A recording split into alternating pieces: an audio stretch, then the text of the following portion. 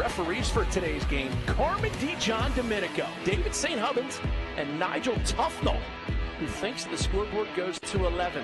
Brandon feeling it, shot goal! If there's a problem, yo, I'll solve it. Check out the hook while my DJ revolves it.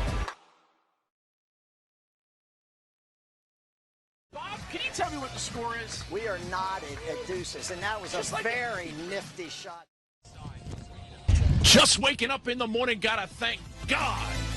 MIAA regular season's upon us, Bob. Booker Corrigan, Bob Schreiber here at Calvert Hall. Gilman comes in to visit. What do you like about Gilman so far?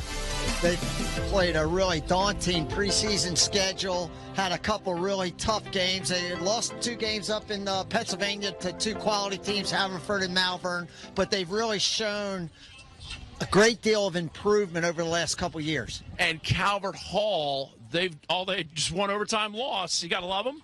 Well, the defending champs, it looks like they really didn't lose too much. They kind of reloaded a little bit.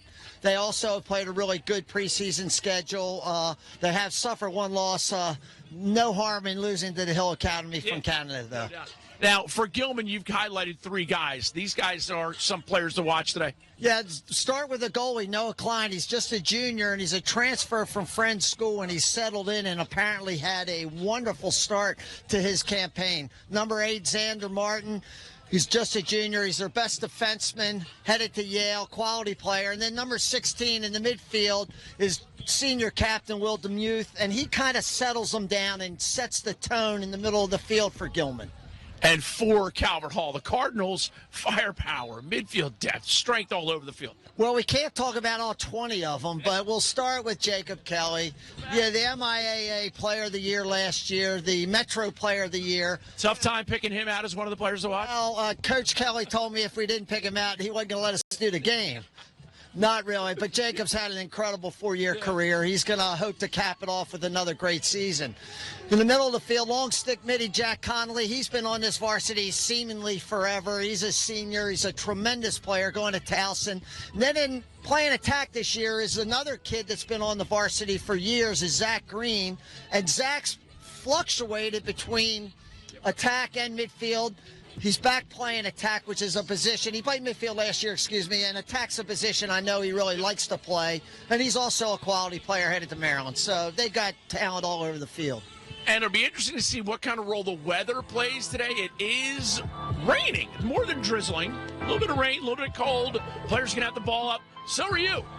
This is the Kelly & Associates Game of the Week presented by FCA Lacrosse. We'll be back with more.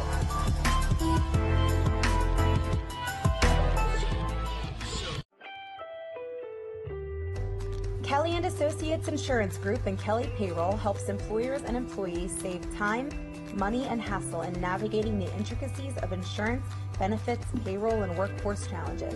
Kelly & Associates Insurance Group and Kelly Payroll is pleased to support CSE TV and the Game of the Week. Visit kellyway.com to put their people, technology, and services to work for you.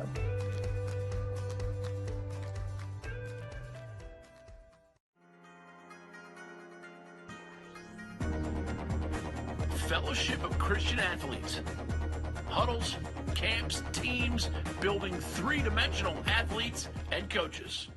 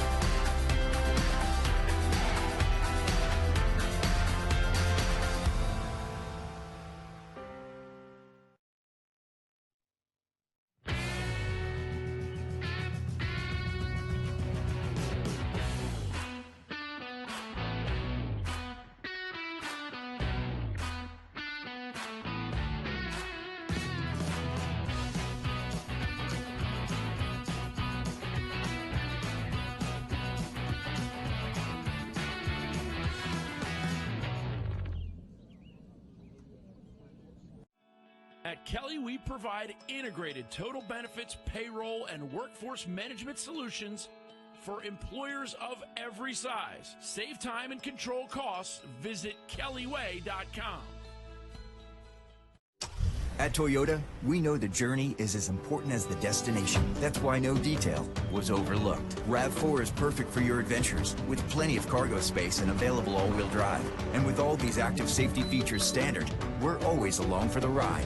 Now lease a versatile RAV for only $189 a month, or buy with $1,500 cash back, or 0% APR plus $500 finance cash. RAV4, your destination, our journey. What drives you? Toyota. Let's go places. Not the most beautiful day out here, Bob. We finished the Open talking about the weather might have a factor on it, but something else had a factor on it, and that's Dave Huntley. What a great person. What a proud lacrosse coach. He's a great guy, Dave. As immersed in the game of lacrosse as maybe anybody, you know, with his relationship in Canada and his relationship here at Calvert Hall, Hopkins, et cetera, you know, National Hall of Fame. It's a big loss for the Calvert Hall sideline and the Calvert Hall community. At the other end, we just saw Coach Brooks Matthews. Here we're looking at Brian Kelly, former teammates at the University of North Carolina. And ironically, these two guys are not just good friends, but they're also the longest tenured coaches in the MIAA. Yeah. They are the veterans. Were you ever the longest tenured? I was for a while until I retired. I know you were. But these guys have been at it. Brian Kelly for over 20 years, and Brooks was just under 20, or right around 20 years. So they are the savvy veterans in this league. Yeah. They've seen it all. And you alluded to them being teammates at Carolina. They won some games together, as a matter of fact. They won a few games together. Way back when I actually had the chance to coach Kelly. He was on the United States under-19 team, and we traveled to Australia. I was assistant coach on the team. It was a thrilling time. I bet you did have some fun. We had a little fun in Australia. You don't have to go far down the rosters to look at the starting goalies for both squads. For Calvert Hall, it's Liam Dara, number 1. And for Gilman, he went lower. Number 0, Noah Klein, starting in the cage for the Greyhounds. Greyhounds in their road blues. Calvert Hall gold with white numbers that are not the easiest to see. Ground ball scrum off the face-off. And the kind of day it looks like we're going to see throughout this afternoon as Piper Bond comes up with the ground ball. Now it's quickly to number 16, Will DeMuth. Gilman will get the first possession. First quarter brought to you by your friends at the Valley Inn. Stop on by the Valley Inn or have your graduation party there. You got prom, you have anniversaries. Right, Bob? You have an anniversary coming up, don't you? Some kind of reunion weekend. Get the guys back together. Get some Washington College. Fellas, go down to the Valley Inn. Have some fun. Here is the Greyhounds, number 13, Spillman. Little pump fake, rolls back, gets his left. Shot saved by Dara. Well, Dara starting this game the way he finished off his season last year. He had a tremendous year. Really came on, especially at the end of the year. Was terrific in the championship game, and he just keeps impressing, actually. Big kid, as you just saw in that shot, fills up a lot of the goal, and he's improved out of the goal. Calvert Hall with enough guys back, and they are over the line. They need to touch it in. They do. They satisfy the timer, which he was swinging his arm, Bob. How do you get a hurry-up clear in conditions like this? Well, 30 seconds is an eternity, honestly. You don't really have to be in too much of a hurry, I don't think. You got plenty of time, and it's not, 20 seconds and then 10 as it used to be. This is a turnover. Back. Quick restart for the Greyhounds. Slick stick early in the game. This is you got to really concentrate when you throw the ball. Shot goal. Wow. Nice First play. marker, Piper Bond.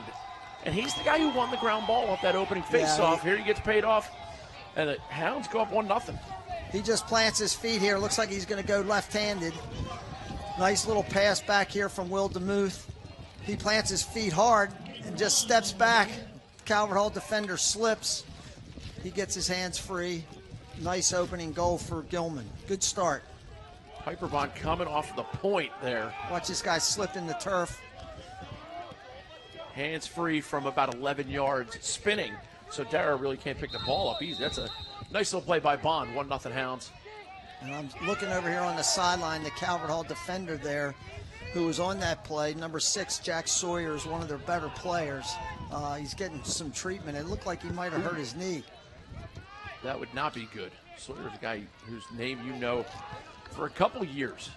Nice little player.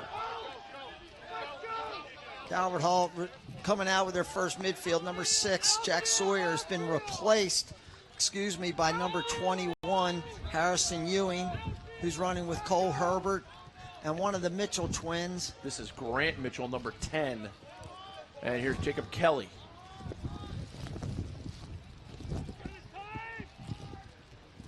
Mitchell is a big strapping guy. He's a downhill runner. And he is a size kid. Inside Kelly's shot. He's not going to miss many of those. It was not Daniel Kelly. That was Cole Herbert, yeah, who got caught lost on the crease, which frequently happens. Everybody's watching the Dodger. I'll see if we don't notice this. Watch these Gilman guys. See if they're not paying more attention to the Dodger than they are to what's going on behind them. There's Herbert. Right.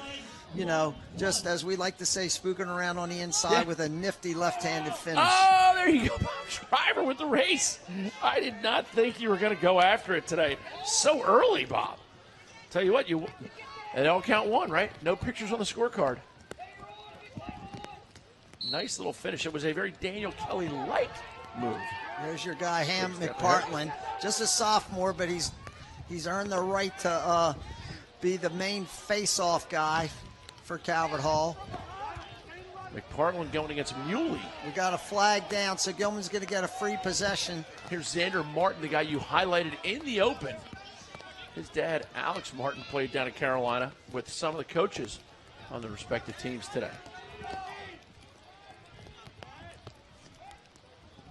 Greyhounds with a flag down, so no matter, irregardless, they will be getting possession after this as Godine comes in. Booker, this is Gilman's second midfield. Logan Path, number 3. William Godine, whose brother Doug starts on attack. William's just a sophomore. Good shot. Stepped in the crease, so they blew the whistle. And Gilman will be getting the ball back. And stay tuned for the Training Lace halftime show. Go to traininglace.com to get the wrappable device. Goes right around. It's a lightweight that attaches to the top of your lacrosse stick. Go to traininglace.com. Learn all about it. Fantastic and tremendous to be a sponsor of the game of the week.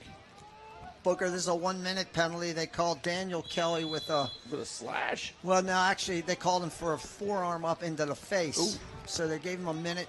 Gilman on the extra man, starting in a 2-3-1 from the top. Gilman patient right now. They know they have the full minute. Shot. Goal. There's Will DeMuth. Will DeMuth, who set up the first goal, and then we talked about him at the outset, before the game. He set up the first goal with a nice pass, and then they just rotated into a little bit. It looks like it's a 3-3, but they kept cutting through to it, and he filled the top. Got a good step down. Watch, number 5 is going to cut through here and get replaced by Will. Really nice through pass, step down.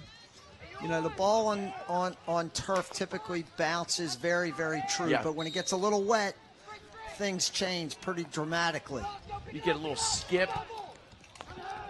Nice ground ball play that time for Gilman's number 6, Teddy McFarland.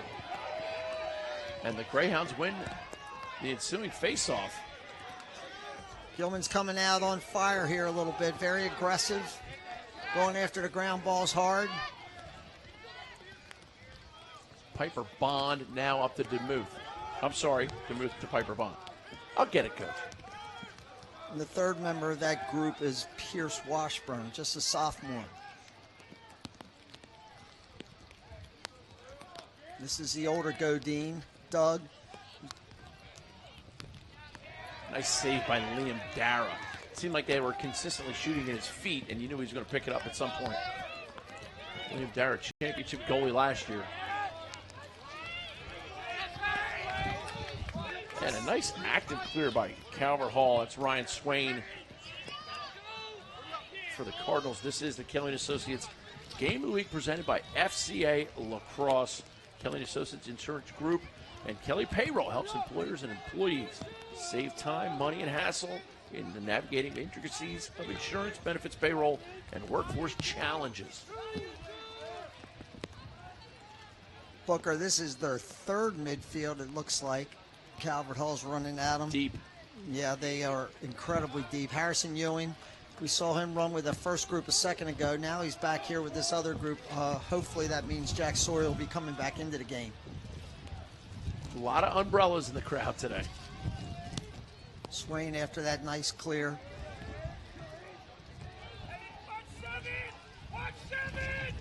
Shot just wide. Calvert Hall content to take that 14 for more of a possession shot. And here's Jacob Kelly. As you mentioned, player of the year last year. Led his team to the title. Comes around and good just play wide. by 14 there. Backing up the goal. Got that down with his body. He's got some speed. Yeah, he does. My Lord, Bond is got some nice legs. This is 17, Jonathan Hazlehurst behind the cage. And coming in to spell the midfield now, Logan Pfaff. Number 1, Andy Andrews. Oh, nice little throwback. Billy Spillman pulls it out a little bit.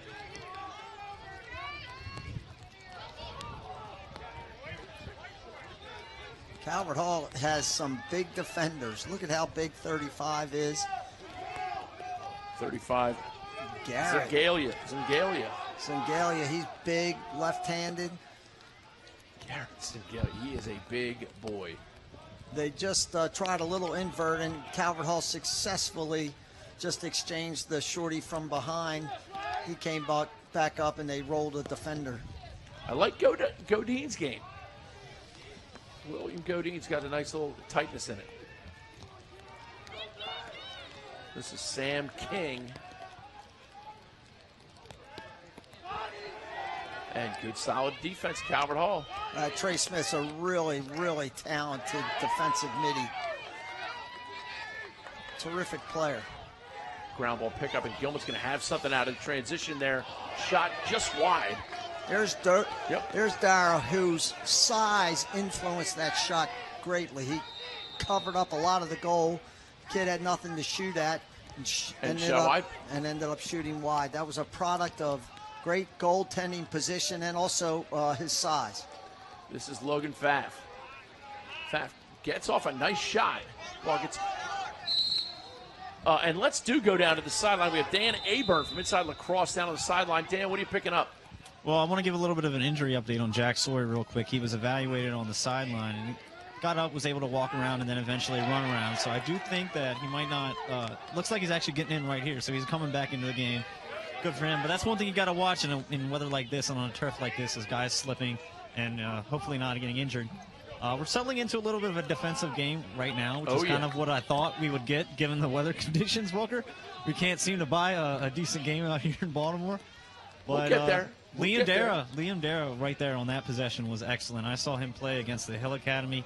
He was a rock, and that was actually the reason that Hill Academy was so down early in that first half was him playing cellar, and them actually getting the win was them starting to can a lot of their shots. But back to you guys up in the booth. Great reporting by Dan. And shot goal.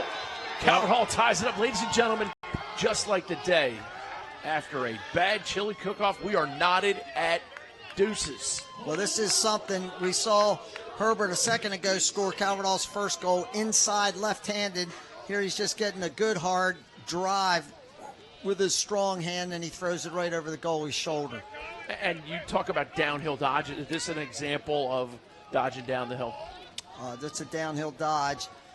In that time, maybe Gilman was more intent on covering up on the inside, worried about the inside feed, and they let Herbert get his legs free and his hands free. Face-off win by Muley. Doing a nice job today, Muley is. Well, one thing I'd say just from watching so far is Calvert Hall will not concede anything. They're going to play you all over this 110-yard field. They're going to chase you to the sideline. They're going to chase every loose ball down. And That may not have an effect early in the game, but as the game wears on, you're just going to get tired running away from them, trying to get free. And I know that's a huge part of Calvert Hall's game plan. A lot of depth. Gilman possession. Pierce Washburn in on midfield with DeMuth. Bond's got some legs, though. He's shown already that he's capable of getting free. And he needs, you're going to need to give him some attention. Billy Spillman now, number 13 for the Hounds, moves it along. And a stick in the passing lane, but it's still going to be Gilman possession as it's knocked out of bounds. First quarter brought to you by your friends at the Valley Inn. And we got a great Training Lace halftime show, The Undeniable, Part 2, for those who've been following along. Tens of thousands of viewers, Bob. There's another one of those big Calvert Hall defensemen. You know, George Walsh he's one of the captains of the team. I think this is his 4th varsity campaign, but he's been a mainstay on the defense for at least the last 3 years. Piper Bond skip pass behind. Now it's already back up. Billy Spillman. Great Abe Lincoln's mullet. Talk about getting your hands free in an instant. Well, I'm really impressed also. Gilman's moving the ball really effectively. A lot of it starts with DeMuth and Bond. Nice pass here. And Spillman, there's one thing we do know about him. He has a cannon for a shot, just a sophomore. This is a very nice placement. Look at where this ball goes. Low to high, right to the far corner. He just basically, he overmatched the goalie there. The ball's going too fast. Billy Spillman, not enough O's in straight cash homie to describe that. And a nice face-off win by McPartland. Gets it to Jacob Kelly, a quick strip. Credit Gilman's number 24, Hank Bethel.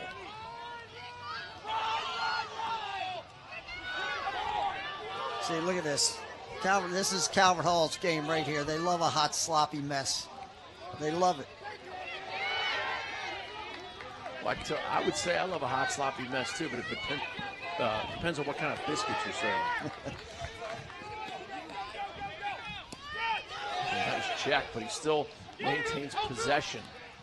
And the Hall gets it to the able hands of Jacob Kelly. It's a great matchup, Martin against Kelly.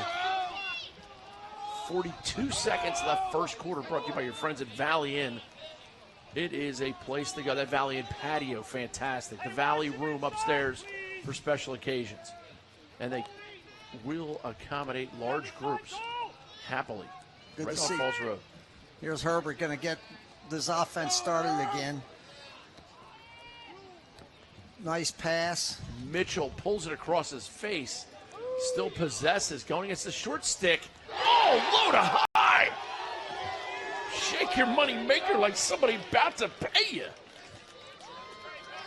Well, we're not hurting for quality shooting No, we're far not. in this game. Hey, Dan Aberg, you say something about a defensive battle down there, buddy? Yeah, the shooters are out today, man. This is fun. Watch him drop his stick here. Keeps working. Elevates another one right into the far corner. Tremendous play by Mitchell. He and Herbert's gotten bigger. Herbert just a sophomore. I'm looking down on this field. He's almost as big as Mitchell. And I know Mitchell's a huge kid. Yeah. They are. They have some size. I know Mike McNelly is out for the season with a torn up knee. He may actually become. Oh, Gilman transition. You need a shot. They didn't realize Spillman probably should have shot that from the point as opposed to throwing the pass down there. 3-3 your score. First quarter in the books. MIAA regular season brought to you by Kelly Associates, presented by FCA Lacrosse.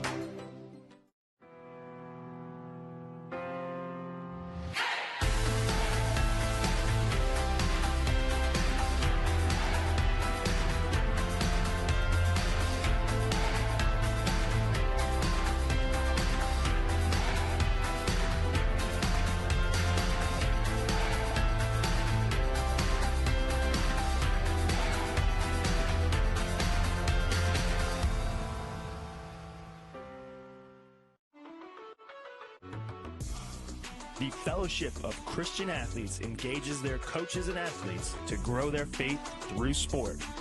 Make sure you investigate the amazing camp at Lebanon Valley College this July.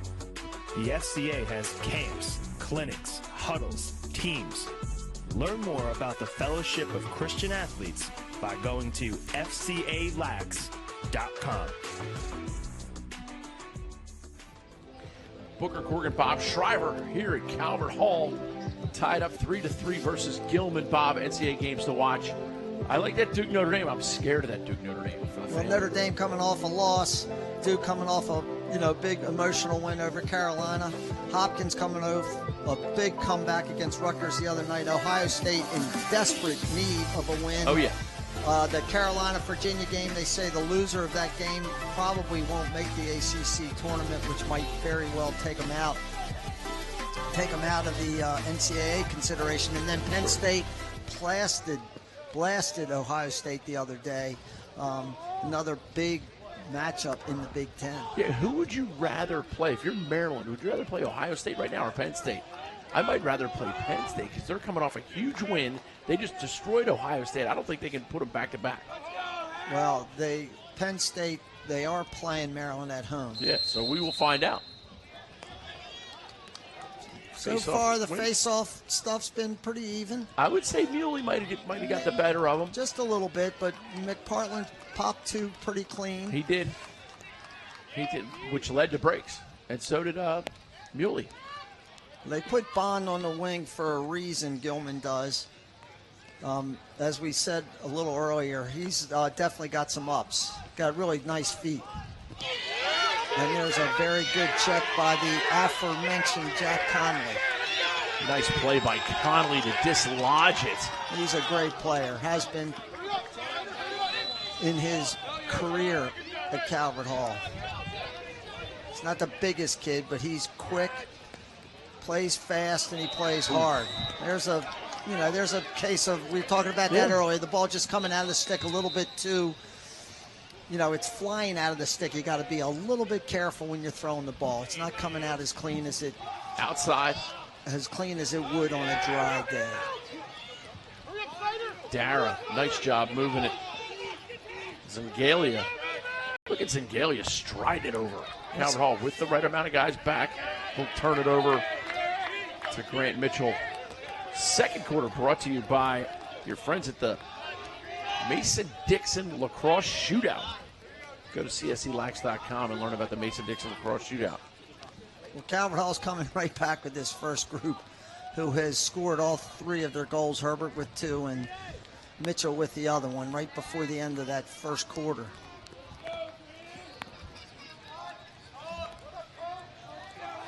Here's Mitchell. They force him left. Nice little zigzag by Calvert Hall's number 8 or 9. Jacob, was that Cole Bowman? Oh, what a play by Bond. And he's got a man break. up. Yeah, there's that ball that's slipping right out of the stick. Nice backup. Gilman gets a free possession there with that backup. Hazlehurst heads up play. Jonathan Hazlehurst, dad Billy Hazlehurst was a wonderful lacrosse player at Gilman and Johns Hopkins University.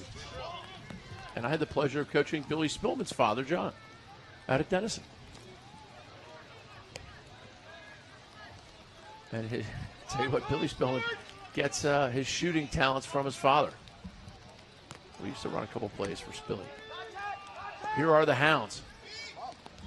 Shot just high, just into the corner. Pierce Washburn. And I'm from Baltimore a little bit, Bob, so I say Washburn, even though it's Washburn. You throw the R in? Washing machine? No. You say washing machine? Okay. Well, I probably mispronounce everything, but watch this play by Pierce.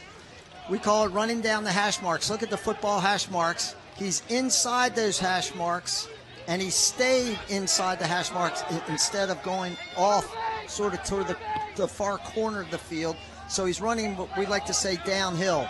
A really impressive off-handed, left-handed shot right up into the corner. And running at the end line as opposed to at the sideline. Good face-off by McPartland that time, and a nice ground ball by the aforementioned Trey Smith Again, he is a terrific short stick defensive midfielder. Scored a couple timely goals last year, if I'm not mistaken, in the championship game. Of course. Is there a game you don't vividly remember? There's a lot of those. All the ones we lost. Oh, what a save. Noah Klein going across his face. Could be a game changer. This is Cole Brown, who's a defensive midfielder for Gilman, a scrappy player. His dad was a phenomenal athlete at Gilman. Prep Athlete of the Year his senior year at Gilman in 1984.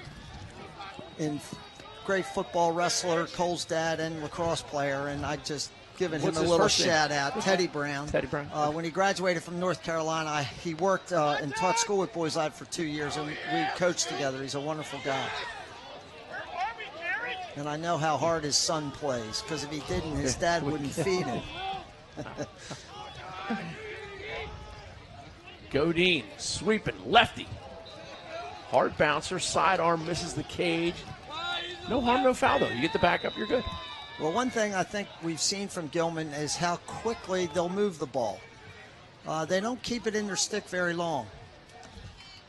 Shot. And looked like it could have been. Could have. Referees for today's game, Jeremy Beckwith, Carmen DeJohn Domenico, and Richard Montgomery McGee coming out of retirement. Spillman, shot, deflected on its way to the goal. Gilman will repossess. Now Gilman's got Calvert Hall back on their heels a little bit, which is not like Calvert Hall. They want to be aggressive and get out in your face all over the field, as I said a couple seconds ago, but Gilman's been impressive, taking it to him a little bit.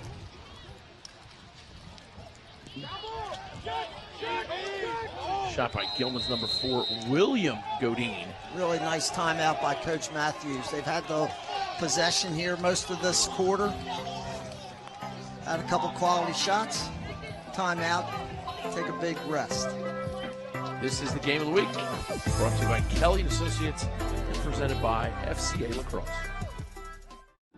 The champions of today inspire the stars of tomorrow over Memorial Day weekend.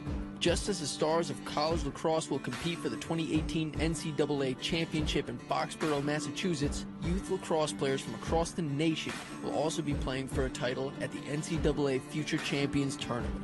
Each team will receive 20 tickets to the NCAA Championships and have the opportunity to be recognized on the field at Gillette Stadium. To learn more, check us out at cselax.com. Not the most beautiful day, but a special day, because it is gorgeous as far as rainy and cold. Let's go down to the field. Who's speaking of rainy and cold? Dan Aburn, what are you learning? Just listening on the Gilman huddle right there. They're just really going to focus on trying to look for the best shot. I think they're over-relying on guys just trying to get separation individually off dodges, and I think they're going to try to look for a little bit more ball movement on this next possession. But that was a lengthy possession. I'm sure the Calvert Hall defense is starting to get a little winded. I would watch for them to keep pressing, keep passing around, and get a good shot on cage.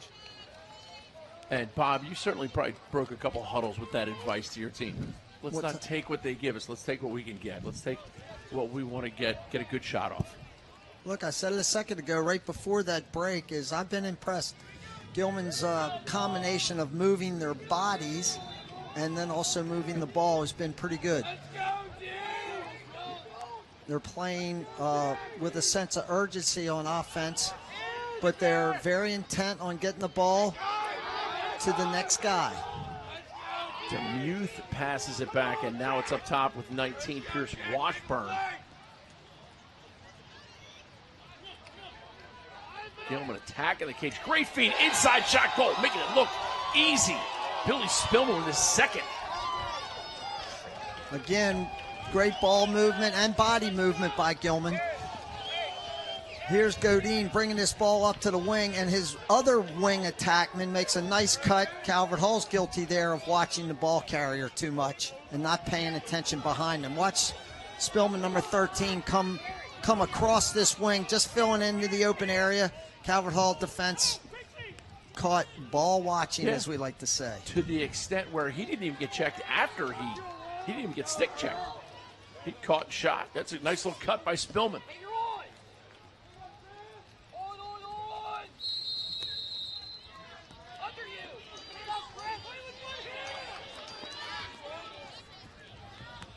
Another face-off win for Gilman.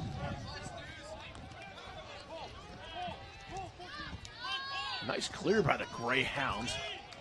DeMuth comes out of the box, has a little 2-on-1-ish. Errant pass. Spillman reaches up to get it, makes a nice kick on it. And you know you're going to get checked. That's not a push, though. No, it's a good check. Yeah, just check to the ground. That's going to be off Calvert Hall. Gilman ball. No biggie. No biggie. Reset. A lot of lacrosse still to go here, Bob.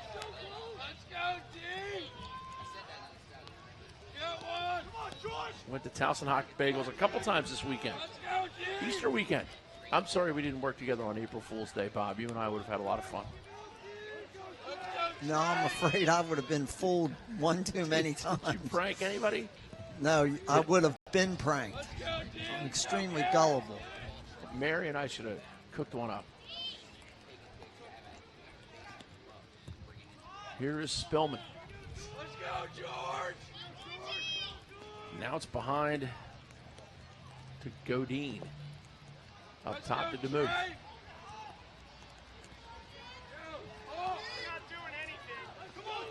They do spin the ball well. Working in a 2-2-2 offense. Spillman now. Sam King playing some attack. Subbing in for Hazlehurst. Sam King related to the great Smiling Jack King. My coach with the Rough Rider Lacrosse Club. Ooh.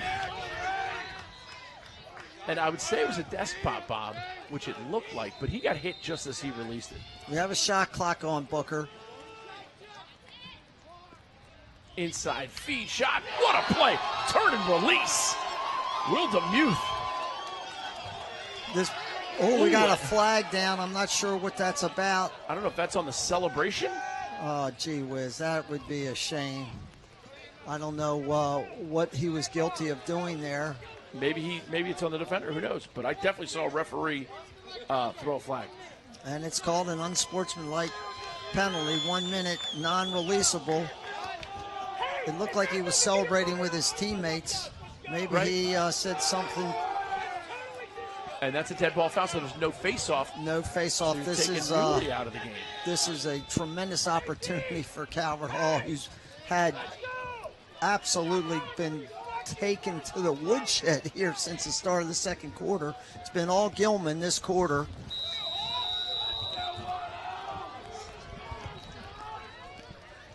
Here's Calvert Hall, man up, brought to you by Towson Hot Bagel. I was just singing their praises. Absolutely fantastic. But that last Gilman goal, this is a fake flip. He's going to try to throw it through. He's making it look easy. Jacob Kelly on the inside. Little fake flip, Bob. We've seen every team so far. Just about every team run a fake flip on man up. And that time Herbert kept the ball. Kelly cuts to the open spot. Watch this. Herbert's going to fake this flip. Going to get the ball back and fake it to 6, but he keeps the ball. Jacob cuts to the middle, wide open on the inside. Gilman unsure where the ball was. Goal. What a really huge opportunity for Calvert Hall to get right back into this game extremely quickly. And it's still a man-up face-up. You'll notice Gilman has no one on that far wing. The score now 6-4. Gilman leading Calvert Hall second quarter of the Kelly Game of the Week presented by FCA Lacrosse. And Muley wins the face-off, but then ditches it into the corner. That gives Gilman a chance to run some clock, though. They still have a penalty to kill off at 34 seconds. That's too bad, Muley. Nice face-off. That would have been huge. He probably could have held on to that ball a little bit longer, carried it in further. Trying to get it out of his stick. Got to understand the time. And timeout by Coach Brian Kelly. We will step away as well. 4:03 to go. 6-4 your score. Gilman ahead of Calvert Hall. Calvert Hall the man up while we get back.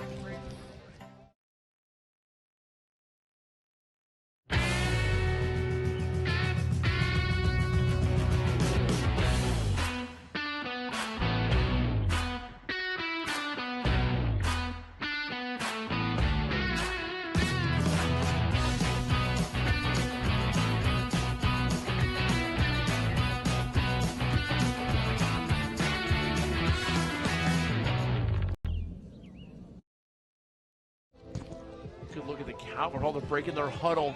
Bob, we talked about it a little bit at the beginning of the game. Let's make sure we mention it again before halftime. Dave Huntley lost to this Calvert Hall program. They play the Canadian national anthem in his honor before every home game this year. They really did lose more than just the coach. Oh, he's a friend, more than anything to all these kids. He's a friend to just about anybody in the lacrosse world. He was unbelievably nice and kind to me. Yeah. And I remember when he was Hot Rod Huntley. Here's Calvert Hall. Sorry.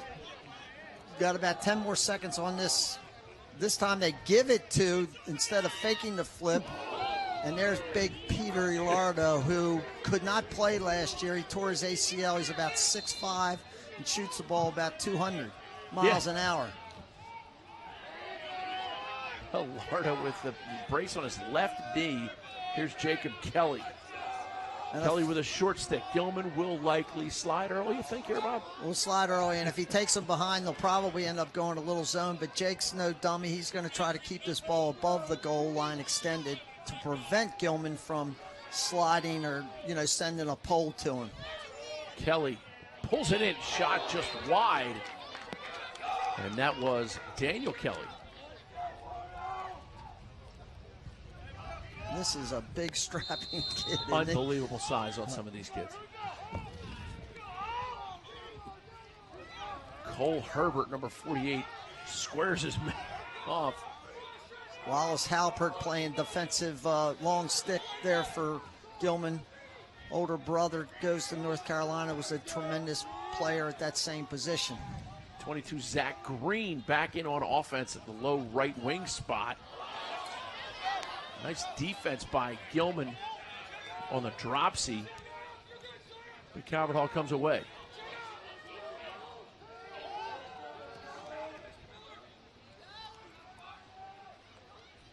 Jacob Kelly, hands free, shoots high to high there, and Noah Klein gobbles it.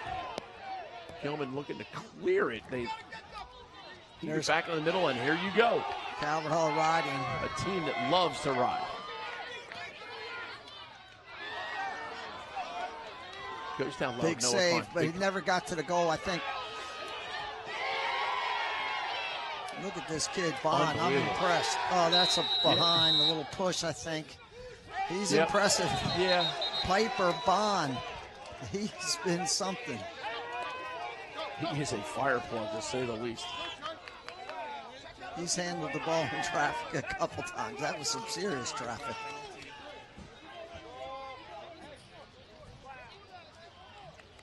Gilman up 6-4 with possession here with 2:10 remaining in the first half. Don't forget about the Training Lace halftime show, Under Armour Undeniable Part 2.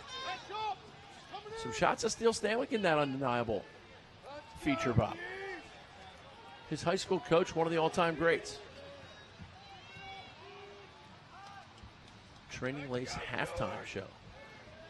Gilman possession still with 1:45 remaining now first half. Demuth down low, wing just wide. Spillman looking for his third. Got to make the goalie make a save on that one or no? Well, no, I think give Calvert Hall defense a lot of credit there. They got out to Spillman very, very quickly, and he never got anything on the cage because of it. And a ball that swept behind Liam Dara, although by no means over the line. Well, the interesting thing I'm noticing so far in this game, Booker, is that Calvert Hall has not subbed too much in the middle of the field. That this first midfield's been on the field every offensive opportunity. 6-4 your score. This is the Kelly & Associates Game of the Week presented by FCA Lacrosse.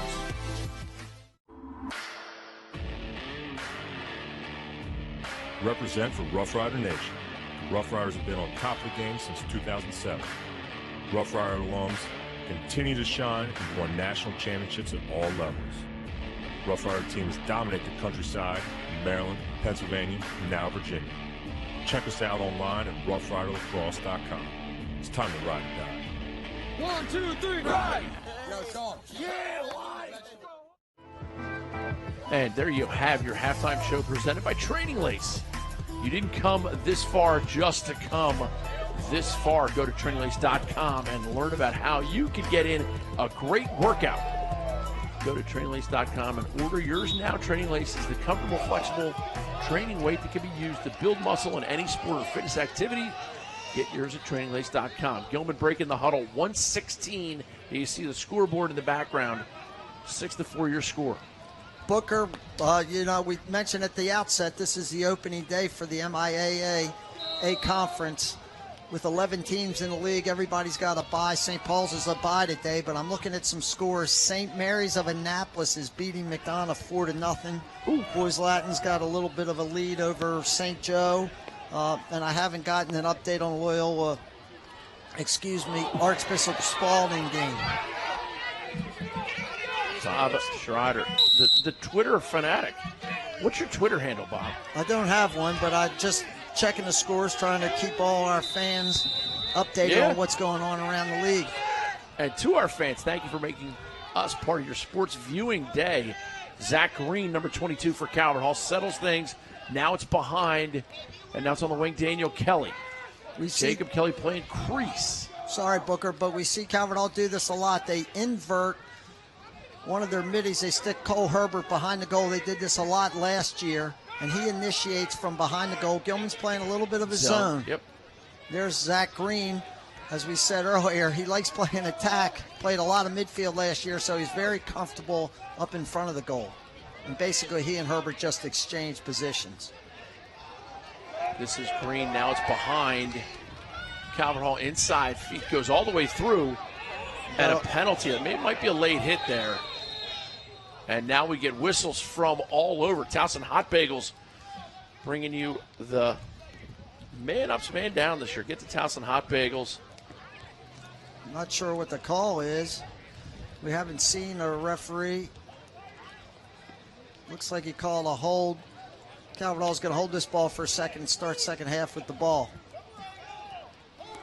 He called a hold on number 8, Zander Martin.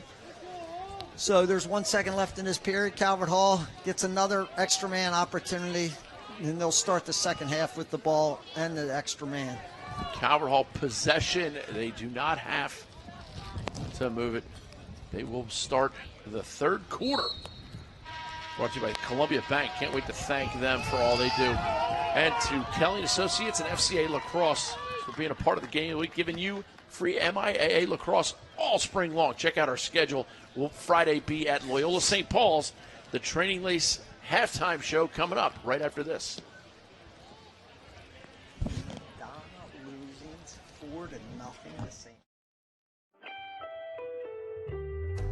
Kelly & Associates Insurance Group and Kelly Payroll helps employers and employees save time, money, and hassle in navigating the intricacies of insurance, benefits, payroll, and workforce challenges. Kelly & Associates Insurance Group and Kelly Payroll is pleased to support CSE TV and the Game of the Week. Visit kellyway.com to put their people, technology, and services to work for you.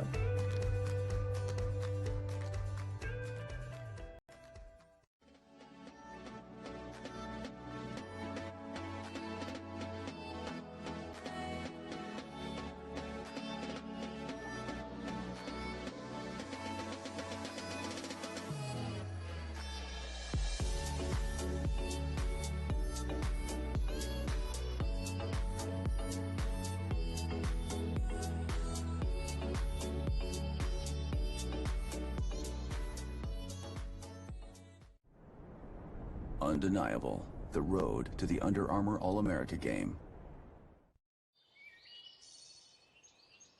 No, even though we were out there shooting, putting in the work, we were still always messing around, doing stuff. You know, there was always times where you'd make fun of someone for shooting a certain way, or like when Shaq was younger, he would shoot and it was not going very fast, and we all like would start laughing. And we'd have to be like, you have to stop shooting because we can't get serious right now. A couple weeks ago, I scored a goal, and Steele and I were talking about it, and he was like, say goodbye to that. You'll never score that goal in college. Shaq's going to learn next year from going from high school to college that every team's defender, you know, they were their team's best defender in high school. They were a high school All-American. You're going to have a short memory and be able to come back and, you know, go against them again on that next play. And I think that's something that a lot of the really good players in college lacrosse have today.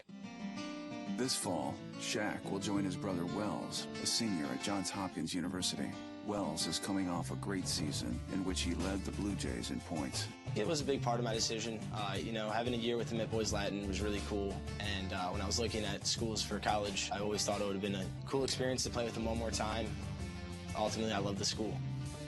He really had great recruiting experiences everywhere he went. Everything was pretty much equal. Finally, he just said, well, I think it's going to be Hopkins.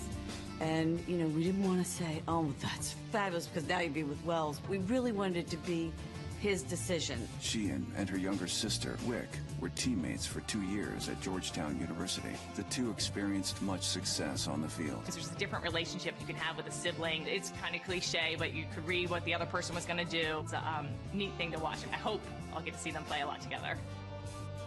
We know how each other plays since our games are similar. If he's doing something, I can usually tell what he's going to do. I can react to it. The Stanwyck family has received All-American honors 15 times at the collegiate level. The Stanwyck family's a pretty interesting group. 8 kids, all Division I athletes, all, pretty talented and have competed at a very high level in their sport, whether it's men or women's lacrosse. Really, the Stanwicks are the creme de la creme when it comes to the Baltimore genre, if you will, of lacrosse. The elegance, the stick work, the IQ. It's just something you can't teach. Skills you can practice and you can work on. Shooting you can practice, dodging you can practice, but having that innate sense is something that's developed over years and years and years, and it appears they all seem to have it. It's a family of excellence when it comes to being on the lacrosse field. Each of them seems to inspire the other, cultivate the other, really bring each other along. They're a tight-knit group, they're a tight-knit family. Each of them passes down their experience to help the other that's coming up. The Stanwyck children attribute much of their success to their parents' great support. 2 seasons ago, we had 100 games. We had 3 in college, and Shaq was in high school. We played at Townsendtown, so it was up and down Charles Street all week long. She just supported us the whole way. She was always at every game, always willing to take us to practice, pick us up, take us to games. All over the Eastern Seaboard.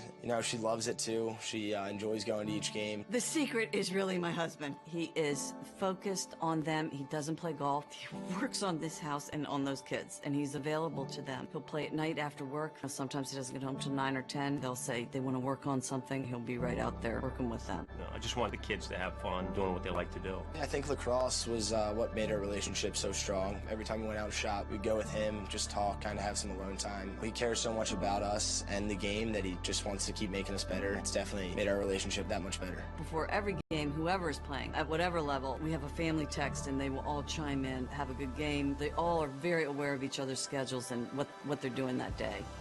As he enters Johns Hopkins, expectations will be high for Shaq to perform at a level synonymous with the Stanwyck name.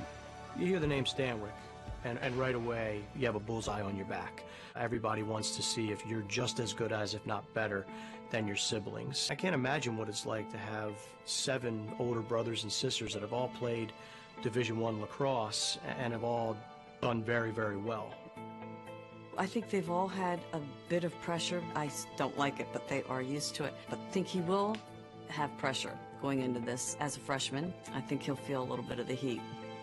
A lot of the Blue Jay faithful are hanging their hat on Shaq Stanwyck as being a leader, stepping on the field from day one and really contributing and getting the Blue Jays back to the national semifinals. It definitely creeps in sometimes, but as a player, you got to forget it. That's part of being mature and go out there and work a little harder. The thing that amazes me, maybe more so than the fact that they've got tremendous ability, it's kind of people they are. There's a word that we use a lot around our locker room, and it's humility. Mom and dad should be commended on how they raise their kids. All of them have a great sense of humility. I've always tried to treat people how I would want to be treated, and that's something we've always instilled in our children. It's the golden rule, right? You look at him, he's the #1 recruit according to Inside Lacrosse. He's an Under Armour All-American. He's just a guy who at every level has met the expectations and has exceeded the expectations. He's got a God-given gift and he's made the most of it and worked really hard to make himself the best he can be. Looking forward to meeting all the guys that are going to Hopkins in my class. It's kind of something I've always wanted to do growing up. To play there for 4 years and get one with my brothers, something really cool. Our sport's changed in so many ways. The expectations of these young men and young women now has changed. The level of work that's being put in by many of these young people today is dramatically different, at least than when I played. It's a training regimen. It's a full-time job. These kids are working out constantly. They're physical specimens. Basketball has always had the McDonald's All-American game and football as the Under Armour All-American game. We're showcasing our sport. We'll be the best players, best seniors in the country. It puts an emphasis on how far the game's spread. You can see those guys that are from the different states that don't get the kind of press that Long Island schools or Maryland schools get. I'd always been infatuated by, the Under Armour senior game. It was such an honor and it was such a privilege to be recognized in that way. It's very competitive. Kids have a lot of pride for their regions and areas, and they're really competing to represent where they're from. I've had the pleasure of calling 7 Under Armour All-American games, and I can tell you it is an event that is second to none. It is a real badge of honor to become an Under Armour All-American. These All-American games give fans a chance to see players that are going to their school. You give fans an opportunity to kind of get a glimpse of what's to be for their team in the future and who's arriving on campus. For me as a coach, I got to tell you, I love the game. It gives me a chance to watch them against the best of the best of the best. Presented by Corrigan Sports Enterprises. Events from conception to fruition. Produced by Calvert Productions International. At Toyota, we know the journey is as important as the destination. That's why no detail was overlooked. RAV4 is perfect for your adventures, with plenty of cargo space and available all-wheel drive. And with all these active safety features standard, we're always along for the ride. Now lease a versatile RAV for only $189 a month, or buy with $1,500 cash back, or 0% APR plus $500 finance cash. RAV4, your destination, our journey. What drives you? Toyota. Let's go places. The MIAA is the most competitive lacrosse conference in the country. The 2018 MIAA Lacrosse Semifinals and Championships will be held May 15th and 18th at Towson University's Johnny Unitas Stadium. For a glimpse into the future of the collegiate game, the MIAA, where the stars of tomorrow play for a championship today.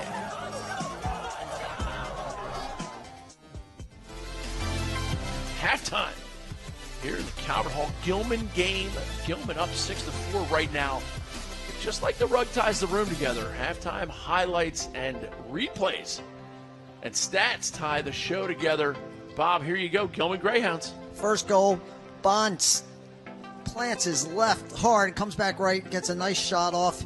Here's Mitchell going to find Herbert on the inside with a nice left-handed goal. Spooking around on the inside. Gilman, great ball movement on an extra man. They throw the ball through to Will Demuth, who steps down from about 12. Here's Herbert on a beautiful right-handed hard run by. Top shelf over the goalie's left-handed shoulder. Bond to Godine to Spillman, who just blasts this thing from the corner. And watch this play by Mitchell. Watch. Just keep watching. He gets down, drops his stick. Look at that. Elevates it over the goalie's shoulder. Now Gilman gets rolling here in the third quarter. 3 straight goals, starting with this one by Pierce Washburn. Here's Godine coming around, and Spillman makes a nice cut across the front of the goal. Calvert Hall lost him. Here's another good look. There's Demuth. And Bond hooking up. He did. I did just see him give a little bit. Go ahead. Little fake flip play there. Herbert kept the ball. Jacob Kelly cuts inside. That was a huge play in this game. Gilman had just gotten a 1-minute non-releasable after their 6th goal for taunting. We assumed from up here we couldn't see what was going on. I will tell you, in the replay, you can see him turn and say something to the Calvert Hall kid. Referee caught him, and that was a big play in this game. It was. Because Gilman had incredible momentum. They had dominated the second quarter, and we're up 6-3. We're about to have a face-off, and then all of a sudden they're down a man. Calvert Hall scored. And then right before the half, Booker, Gilman was guilty of holding. Calvert Hall's going to start this half, extra man. Gilman winning the ground ball battle, which doesn't happen very often, and the face-off battle. But the ground ball battle rarely happens when you're playing Calvert Hall because they typically are all over it. The rest of the stats are pretty even, face-offs and ground balls. both teams. Towson Hot Bagels, EMO, doing a nice job. That is Training Lace halftime. Go to traininglace.com to order yours now. Training Lace is the comfortable, flexible training weight that can be used to build muscle in any sport or fitness activity. Get yours at traininglace.com. Booker, on the 2 extra mans we've seen Calvert Hall run so far, they've tried. The first one, they were successful. They had a little fake flip play. Cole Herbert looked to flip it to Sawyer. He kept the ball and then threw it to Jacob Kelly. On the last one, he did flip the ball to Sawyer. He threw it down to the left-hand corner where Peter Ilardo, this monster, is about to get the ball. Had a wonderful shot at the goal. He just shot it over the goal. And Peter Ilardo is at the bottom of the screen for our viewers in that corner. The referee's going to hand him the ball. And he's 4 inches bigger than the referee that just handed him the ball. Calvert Hall's going to start in a 1-4-1, and they'll rotate out of it. There's Daniel Kelly rotating out, and they're in a little bit of a offset 3-3, we call it. Nice defense by Gilman. They call it a penalty. I'm not sure what happened there. Looks like Gilman gets called for a late hit. They're going to be in the penalty box for a minute. Calvert Hall could have been called right there for retaliating to the Gilman guy. Let's see what happens here. Well, I don't know. I didn't see much, and I was looking in there. Oh, that's interesting. Yeah, that's an interesting call. Toyota, the official car of MIAA Lacrosse. What drives you? Shop Toyota for legendary safety and reliability. Toyota, let's go places. Bob, let's you and I go places. End of the season, we'll get an RV. We'll just hit the countryside. Oh, it's a 2-minute non-releasable against number 14, it looks like. Nope, sorry, number 9 for Gilman. 2-minute non-releasable. We didn't see an infraction. It looked like a non-releasable play there, and it's 2 minutes. Well, Calvert Hall has got a great opportunity here to get very, very, very much back into this game. Big Shot play. Saved by Noah Klein. And I am going to invite Casey Vach from 3D Rising into the booth. Great to have these special guests as Calvert Hall gets a quick, easy, cheapie. Go ahead, Bob. Tell us. That's a great ride. Before we lose you. It's a good ride here by Calvert Hall. They were actually 2-man up when they first got when Gilman first got this ball. So Calvert Hall was 2-man up. Gilman didn't handle this real well. Nice play by Klein there. Big save. He gets the ball back, and I'm not sure what he's looking at. He's got to take that ball to the other side of the field. You don't, rarely do you have much success bringing it right back where it came from, because that's where all the defenders are. Klein should have thrown that ball back to the other side of the goal. A lot of action to start this third quarter of the Game of the Week. It's a Kelly and Associates Game of the Week presented by FCA Lacrosse. Casey Vach now joining us. Now I want to ask our viewers to bear with me, because Casey, you and I are going to talk a little bit. You can see what's going on the game. Casey, you've seen how many high school teams played so far? 50? About more than 50, right? More than 50 high school teams. Let's talk about the growth of the game and the expansion of lacrosse. I think that the big thing to realize with the growth of high school lacrosse is that's where the parity is really coming from at the NCAA level. As you go from state to state around the country and you look at some of the best programs, but then you look deeper down, you know, at the 5 to 10 to 15 range in some of these states like Texas, California, Washington, Oregon, Colorado, you're able to find depth of talent that maybe wasn't there, 10, 20 years ago. And so everybody talks about how college is where you see all the parity, but really I think the exciting story is happening at the high school level, because so many good players are emerging at different programs. A shot, goal. Thank you very much. Not at the table, Carlos. Third goal of the game for Cole Herbert. A little bit of a rip. And Casey, you timed it very well with your comment. Now, I was going to say, now listen, for people who are listening, you're saying depth of talent. 20 years ago, 25 years ago, a Baltimore team would go to Florida, and 3 of the teams would have 1 or 2 good middies, a good attackman, and an okay goalie. Now they have 4 or 5 good middies, 3 or 4 good attackmen, a great goalie, a couple long poles, and that's how McDonough went down in 07 and lost to St. Andrews. Yeah, and not only do they have that, they also have kids who have 15 years of watching lacrosse on YouTube. Yeah. Which I didn't have growing up. And so as an upstate New Yorker, as much good lacrosse as we had around us, we didn't have that kind of resource. Right. And you can see that that's happened. Combine that also with the fact that you've got all these coaches from all over the country who've gone to these other places to spread the game, and you have willing communities that want to grow. And Calvert Hall rolling the momentum right now. It's going to be almost another free one, and that's a foul. I'm sorry, and I don't want the referees to have a huge impact on the game, but he just ran into the back of him and knocked him to the ground. And Zander Martin played hockey with my son Cole. He's one of my favorite kids, and that just is. Here you'll see at the end of the play, he just shoves him to the ground. It was no big whoop-de-doo. That's going to put them man down. Casey Fox from 3D Rising joining me. 2 men down. This is just going to play in Calvert Hall's favor. We saw at the beginning of the game that Gilman was able to slow it down through a number of things, play in the middle of the field. They got some stops in the defensive end, and now you're giving them the opportunity to get the ball hot in their sticks, and I think that's what's sort of been missing from this game so far. Usually you see Calvert Hall just start running really fast right out of the gate. And you're piggybacking very well with a comment that Bob Shriver made a couple times in the first half about how Gilman was moving the ball very zip, zip, zip. And Calvert Hall hasn't been able to, but a couple straight man-ups will teach your team to move the ball without cradling it a whole bunch. Wouldn't be surprised to see Daniel Kelly with something right here. Oh, what a save by Noah Klein. No soup for you. And that's actually something we've seen in the last few minutes here is Klein in the late part of the first half and then early in the third quarter. We've seen Klein make some saves that he didn't have to make early on. Yes. Casey Fox joining us. Casey, we're talking about the growth of the game, the spread of the game. Teams from Columbus, Ohio will knock you down. Right, and I was just in Washington, and I just couldn't believe that some of the teams I was seeing that probably are considered on the fringe of competing for a state championship in Washington passed the eyeball test to me to the point I think you could send them out to the East Coast and have them play, not necessarily the elite of the MIAA, let's not confuse that, but they can play with some of these teams deeper down. It's not the story of, 35 teams on Long Island are going to destroy everybody anymore. It's really not like that. And if you go out and take a look around, you can tell that that's the case. Talent springing up all over the country, and you hinted at it briefly, but the spread of coaches, guys who have now played at the D3 or D1 level are going out there. I know Matt Oglesby coaches out in Marin County in California, coaches all West. Fantastic guy. Right. And I played summer league with Oglesby, good Duke guy. You can go out to Northern California and you see just how many guys are out there that have made an impact on the game, and then they're out there playing it. Chris Rotelli's one of them. You see the same thing in the Dallas, Texas area. It's really picked up. Here's Jacob Kelly. Calvert Hall still with possession. Third quarter brought to you by the Columbia Bank. The Columbia Bank, banking made easy. For the Columbia Bank, they're proud to be the official bank of MIAA Lacrosse.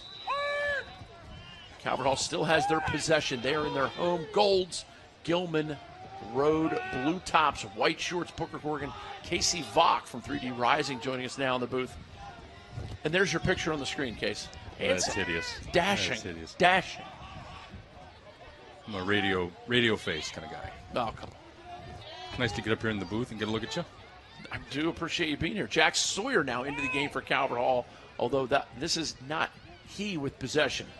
How about this first midfield for Calvert Hall? I mean, I think this has helped sort of give it a different face than some years. They've got the ability to power you with some dodges from the top. Typically, it's a basketball-style offense, but we were talking to Coach Kelly beforehand, and he acknowledged that this is a little bit more of a downhill dodging type offense for them. Gilman possession for the first time in a while. Shot saved Dara. Shot that time by Jonathan Hazlehurst of Gilman. A long looping pass by the Cardinals with 7:18 to go here, third quarter. And here's transition. And Noah Klein just lunging in front of the ball right now. And he's feeling it. And I think he's feeling it as a result of the shots that they've been able to sort of let them take that he can make saves on. I think that works against Calvert Hall. The momentum's changed a little bit, but right now he's sort of working in a different direction against their momentum by heating up a little bit here. And I see some fans putting their umbrellas away. Rain might be letting up. We are in the comforts of the nice press box here. Thank you so much to our friends at Calvert Hall for making it possible for us to be here. And of course, Invicta.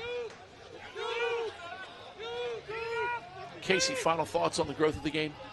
Well, I mean, don't let me confuse it. I still look forward to coming back to things like the New York State Championship, the MIAA championships. As much Pennsylvania State Championship. Right, New Jersey this year. I'm going to try to get a look. As much as the game is growing, you still have to pay respect to the teams that really are setting the way, sort of defining the landscape of lacrosse. And so you look at like the Calvert Academy, the Calvert Academies of the world, IMG, the Hill Academy. I mean, they still really set the bar. But it's through those guys and through those teams that are willing to get around and play these national schedules that I think is what's helping these teams with their depth. More teams that were willing to play St. Ignatius Prep helped all the teams that they're playing.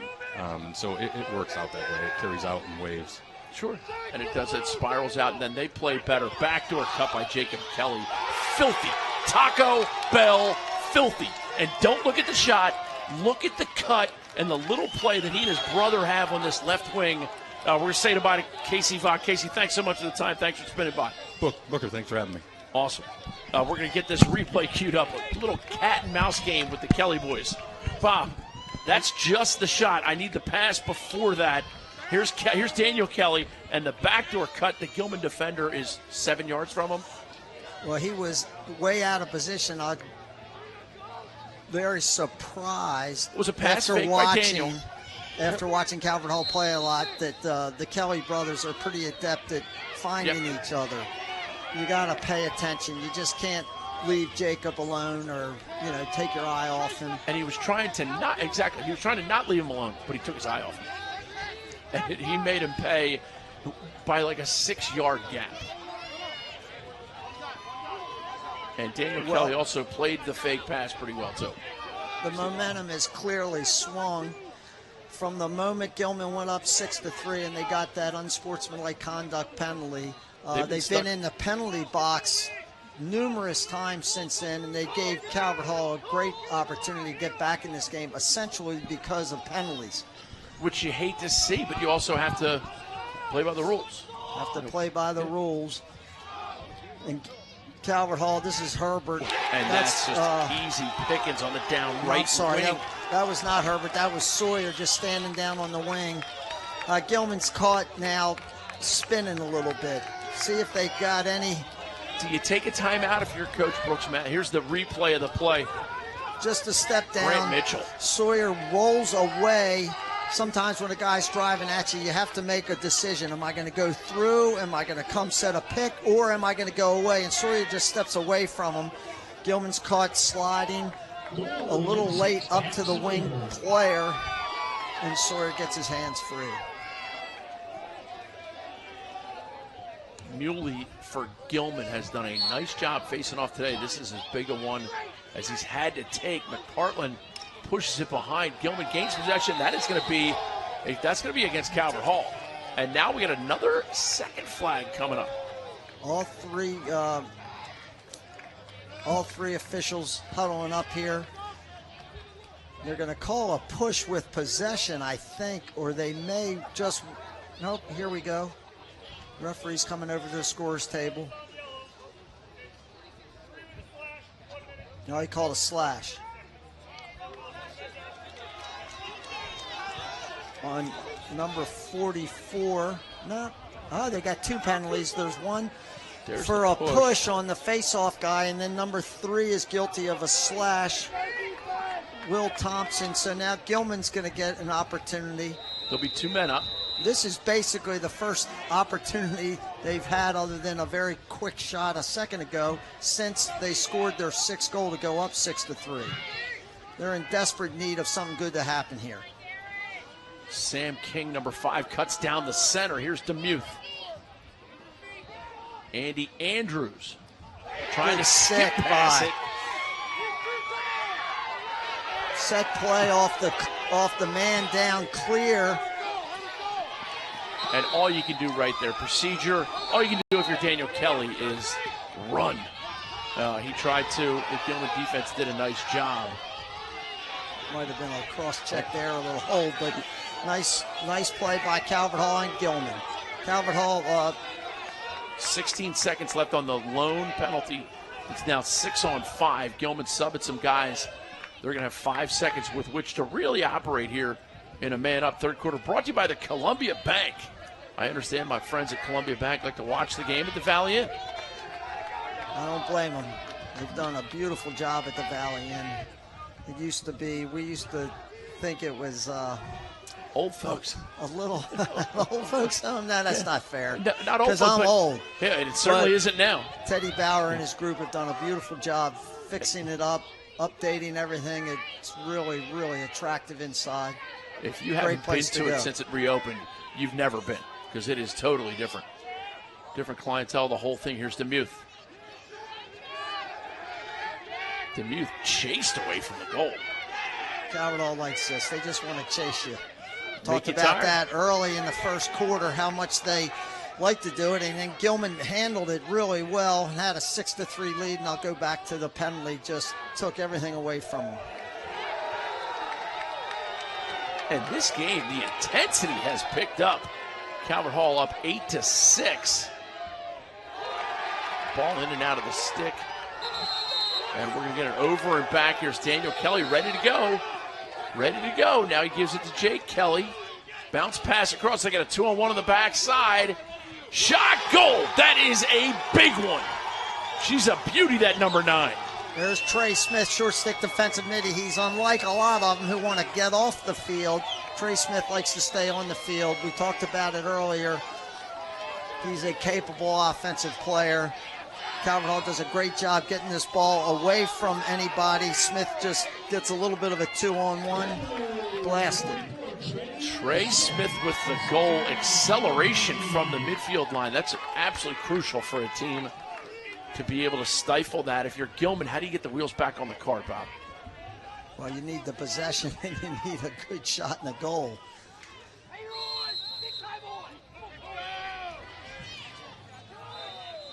We call a push against Gilman. Calvert Hall with all of the momentum. That was a good play by McFarland, the Calvert Hall face-off guy. He just fought Muley for the ball, got in position, and they called a push. Calvert Hall settles behind. Calvert Hall smelling some blood in the water, I think. They can go on runs. They've been on a long run, right? Consecutive goals. It was 6-3 at one point, so Calvert Hall's reeled off 6 straight unanswered. Here's Kelly against Martin. Martin, good position the whole way. Kelly, outside roll.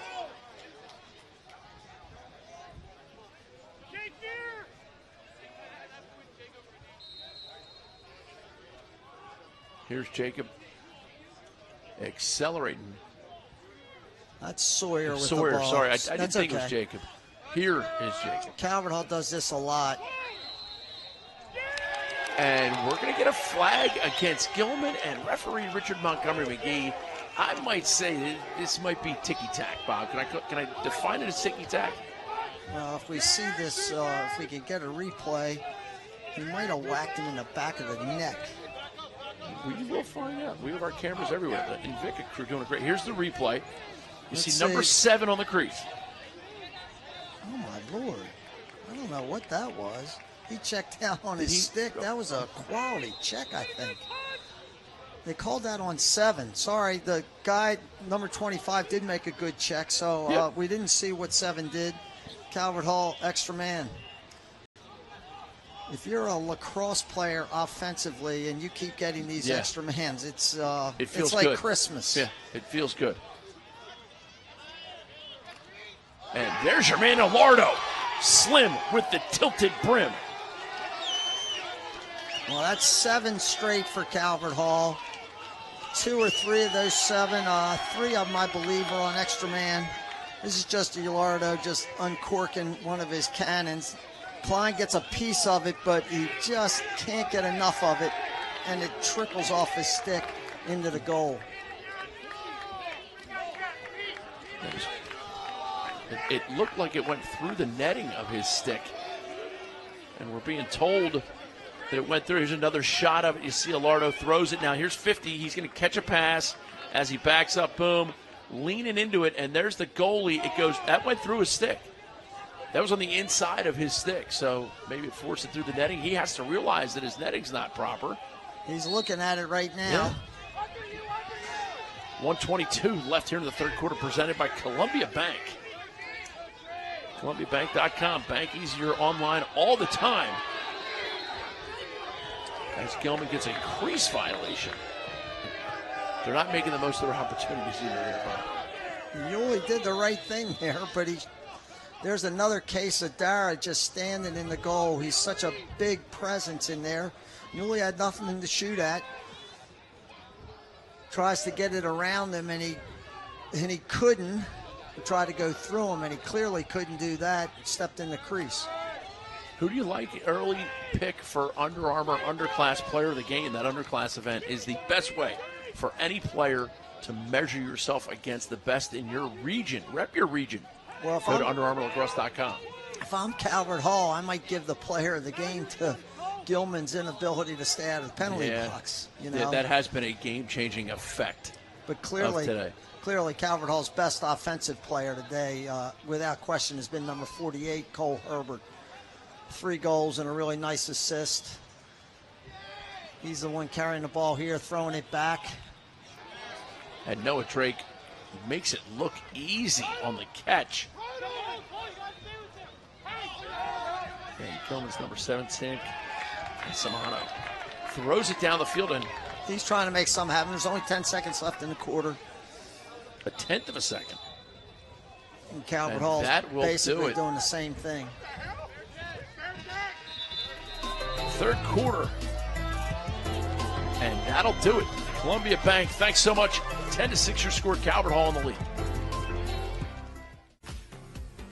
Thunder Bay Apparel is the hottest lacrosse exclusive clothing line in the game. Thunder Bay's t-shirts and hats flash a little lacrosse lifestyle into your wardrobe. Thunder Bay's pigment dyed, ring-spun cotton t-shirts immediately feel like you've owned them for years because nobody wants to wear that other polyester fabric every day. Make sure you check out the new styles and designs. All you got to do is click on ThunderBayApparel.com.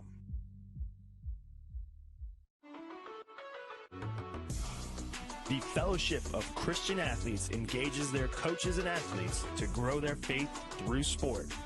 Make sure you investigate the amazing camp at Lebanon Valley College this July.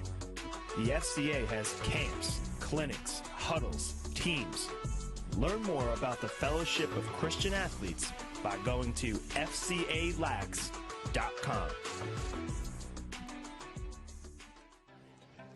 Saves the game, Bob. Both goalies, I think, have played very well. Klein standing on his head there. A couple really nice saves up high. Here's another one. He's going to get up high. Showed the ability to stop the high shots. But Calvert Hall's had about 25 of them, and they found the net 10 times. And here's your standing thanks to Varsity Sports Network, their weekly ranking. Calvert Hall, BL, McDonough, likely suspects. What do you like, Bob? Well, Calvert Hall and BL are both winning. I'm looking at the Twitter feed. BL's winning big over St. Joe. However, McDonough is clearly going to fall if things hold. St. Mary's is leading McDonough 8-3 going into the fourth quarter, which is pretty interesting to say the least. I talked to Coach Hillgardner today. He said he thought it was going to be a tough game for him going down to St. Mary's. You guys run that NFHCS CLTM TRs 22 Hut. Coach Hillgardner and I and another guy, Josh Mayhorn, we run the National High School Lacrosse Showcase, which has become a wonderful event in the summer for high schools only. Casey was on the air a couple minutes ago talking about the quality of high schools from around the country. And our summer event last summer, we had 69 high school teams from 15 states in the district coming, and he was talking about a team from Washington State. Mercer Island has been a regular participant. Bellevue has come, 2 teams from Washington State. And as Casey said earlier, it's really amazing the growth of the game across the country. Do their coaches reach out to you before they get here and say, hey, give us one MIAA team? No, but the MIAA schools, as well as some of the best schools in D.C., wow, there's Mitchell, it looks like. Number 10, Grant Mitchell, accelerating, leaning in, and Calvert Hall just exploding. Well, Mitchell, Sawyer, and Herbert, that's as talented a midfield as any team in the MIAA could possibly have. And size, too. I mean, that's not a little And they are, unfortunately for the rest of us, that might root for other teams. Sawyer's a junior, Mitchell's a junior, and Herbert's a sophomore. So you're going to be looking at those guys for another year and a half, at the very least. And Herbert for another 2.5 years. They'll have Michael McNally joining them in a year, too. Not a small kid. But, Booker, just real quick, while this face-off, there's Calvert Hall riding like crazy. As they do. This is 44 Trey Smith. He's already seen some action today. Scored a nice goal. But you're talking about the quality of these teams coming. Do they want to play MIA schools? Well, all the good teams, Gonzaga, Georgetown Prep, Landon, St. Stephen, St. Agnes, coming from D.C., Haverford, Malvern Prep, LaSalle coming from Philly. And so, they all what? You know, there is a lot of great competition from East Coast schools for these guys to play. So, who won it last year?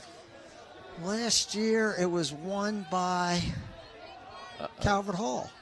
Oh, no, I apologize. McDonough beat Calvert Hall in the championship game last year. 2 years ago, Chaminade from Long Island won the championship. But it's not so much about winning a title as it is about trying to match teams that would never get a chance to play each other. Calvert Hall back on offense, fourth quarter of every game of the week, brought to you by Durham Capital. Thrilled to have them on board, and this is going to be Gilman possession. Zander Martin making a nice play, winning the race to the end line. But thank you to our friends at Durham Capital for helping us get this game onto your computer screens. And thank you for making us part of your sports viewing day. Gilman and their Road Blues, Calvert Hall home gold. Booker Corrigan and Bob Shriver bringing in some call.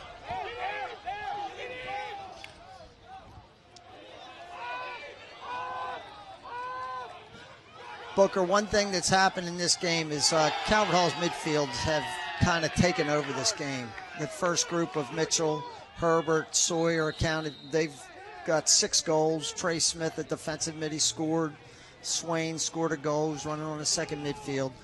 And Calvert Hall has actually gotten very little bit from their attack, which is not necessarily amazing. It just shows of the quality of the depth they have.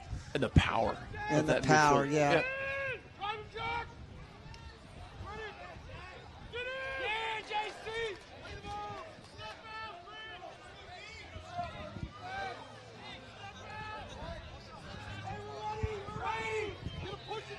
And let's get down to the sidelines, talk to Dan Aburn. Dan, what are you seeing, brother? Well, I sat in on the Gilman huddle and at the end of the third quarter, I was kind of just listening in, and the message that Brooks Matthews had for his team was that just take your time, get one play at a time. It starts with the first ground ball off the face-off wing. But, you know, when you get down in a game like this, you want to get it all back right away. And his message was take your time and relax. But what I'm seeing from Gilman is that they just haven't had the ball that much in this second half. And they've gifted a lot of goals to Calvert Hall with all these penalties. That's really been the story of this game so far. Yeah, and Dan, you are so right. Bob's talked about it too. The penalty string that Gilman went on led to the goal string that Calvert Hall went on, and that just sometimes that's the way it shakes down. Dan bearing the elements down there. Bob, you feel badly for him? You wish you were down there instead of him? Well, I'm looking at Dan now, and I can see that little bald spot on the top of his head. So he doesn't. Welcome to the club, Dan. Welcome. So the good news is Dan's not hiding under his umbrella, which means it stopped raining. Okay. Yeah, that is fantastic. I tell you, here, this is trouble. Oh, shot wide. Klein stood his ground there. Noah Klein, goaltender for Gilman, has played exceptionally well. Yeah, in my opinion, he's played very well. We can belabor this till the cows come in, but it was 6-3 Gilman, and Calvert Hall has now outscored them 8-0 in the last 2 quarters.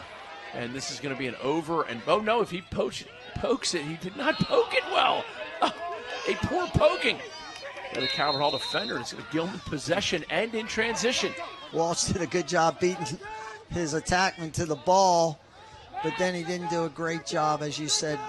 He didn't push it over the midline far enough, and it came back at him. Gilman possession. A possession they really need. Here is William Godine. Godine. I talked to him before the game, Godine, and you see that Ein, and you have to say Ein. Godine. Shot wide. Coach Matthews comment that you can't get it all back. You know, there's no such thing as a 3-goal shot or a 4-goal shot, No or in this three-pointers? case, a 5-goal shot. And Villanova made some three-pointers last night, my friend. Yes, they did. Gilman's a little guilty of trying to make it all happen at once. Here's Godine.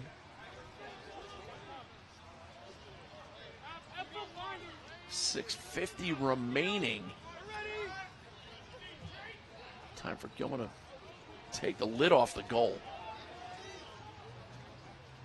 Oof, that was, it looked like they could have made one up. Shot goal, and there you have it. Ask and you shall receive. Douglas Godine. Good possession by Gilman. Again, back to what got him that nice 6-3 lead was really good ball movement and body movement. This is no different. Godine's teammates do a nice job of clearing some space for him. Look, and he we gets talked a about pick. this early. The pick comes, and he shoots before the pick. Right as he's getting to it, the defenders are kind of getting to prepare for it. Yeah, and he was isolated on a short stick, not a long stick that he's been had to contend with all game. Got his hands free. Got up the field.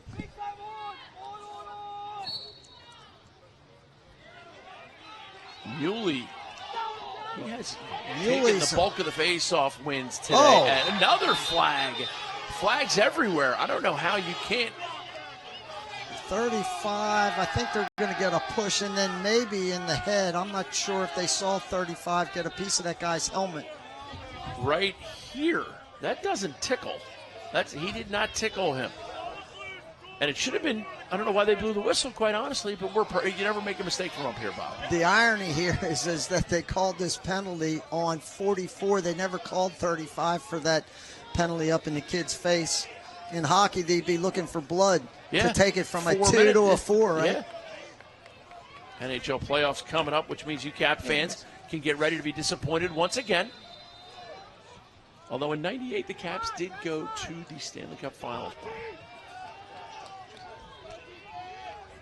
Greyhounds Man Up. Man Up's brought to you by Towson Hot Bagel. Activate your THB program. Those Man Ups. Thank you so much, Towson Hot Bagel. Gilman just rotating in and out of a 3-3 set. Just exchanging bodies, really, but staying very much in the 3-3. Spillman's open inside. He was a little second ago. There he is. Bam. Oh, talk about Just Bob missed Schreiber him. calling it. You could see them working it in for Spillman.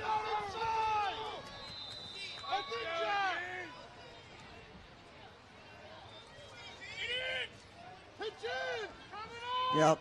They're just rotating bodies in and out of a 3-3 set, trying to get Calvert Hall a little bit on a swivel here.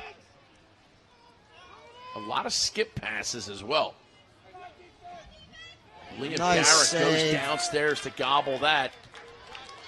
And Calvert Hall now charged with the clear with 5:20 left, fourth quarter. Fourth quarter brought to you by Durham Capital, providing non-traditional sources of capital for public and private companies worldwide. For more information, visit durhamcap.com. Calvert Hall clears it. Wouldn't be surprised to see them take it a little slower here, Bob. Well, what they're going to do is take their first midfield and put them back on the field again. Well, they can slow it down, and then once they get the stall, they get the shot clock, then they can attack with their first midfield. Yeah, it's a pretty good recipe. Teams are going to have to figure out that play Calvert Hall. They're going to have to figure out how to match up with this first midfield. The short stick, one of the other attackmen, and put two poles up on the midfield. All three of these guys are very, very capable players, can get to the goal. Powerful shots. It's pretty lethal. Long looping pass across the field. Shot fired just wide. Cole Herbert. I want to say Hebert. Cole Hebert. The NHL playoffs so close. Fourth quarter brought to you by Durham Capital. This is the Kelly & Associates Game of the Week presented by FCA Lacrosse. Bob, Under Armour, underclass. You've been involved with that Baltimore team a little bit. You've coached in the senior game, right? One of the best event of its kind for lacrosse. Fair to say? Terrific. Absolutely. Seeing back to Casey's comment a couple minutes ago, the quality of the players from all over the country showing up. That's not a great play. Good catch. Great catch and another nice little tight pass. I would say nifty, but that ball was moving about 60 miles an hour when he caught it. Another timeout by Gilman. Timeout, Gilman. Calvert Hall leads 11-7. Booker Corrigan and Bob Shriver. We'll be back right after a quick break. The MIAA is the most competitive lacrosse conference in the country. The 2018 MIAA Lacrosse Semifinals and Championships will be held May 15th and 18th at Towson University's Johnny Unitas Stadium. For a glimpse into the future of the collegiate game, the MIAA, where the stars of tomorrow play for a championship today.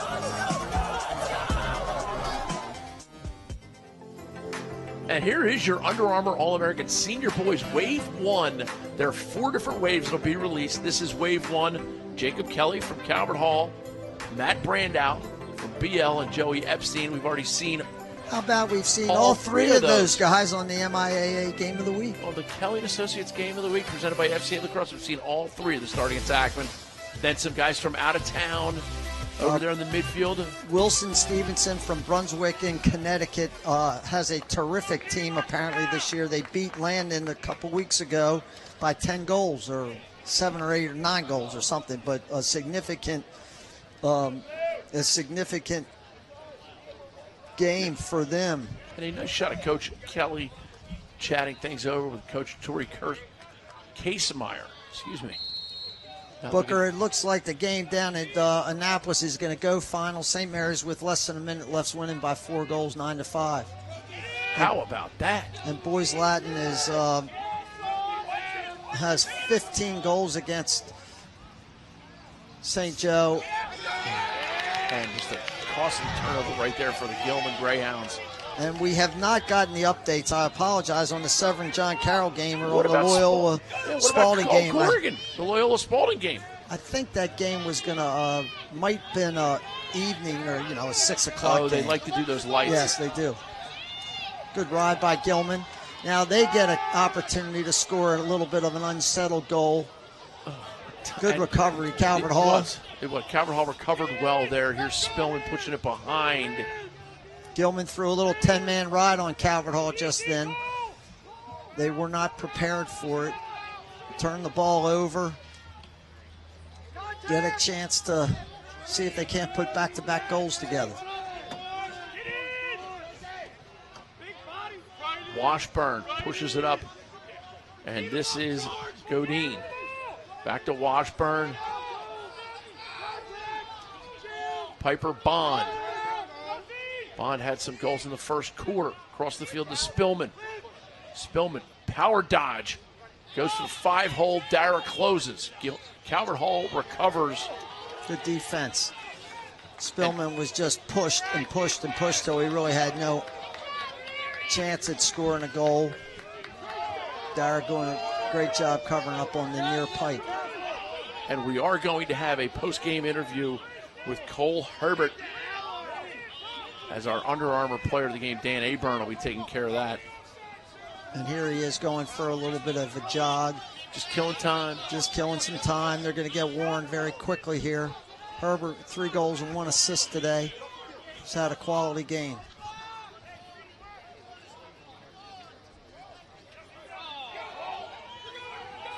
Cole Herbert, he's ready to take on the Catalina wine mixer. Oh, Zander Martin over the head. Strip. Zander Martin. Oh, and then Jacob Kelly says thank you. I'm still the reigning player of the year, and I'll have that. Heads up play by Kelly. Yep. Instead of taking that ball to the goal, let's eat up a little bit more clock.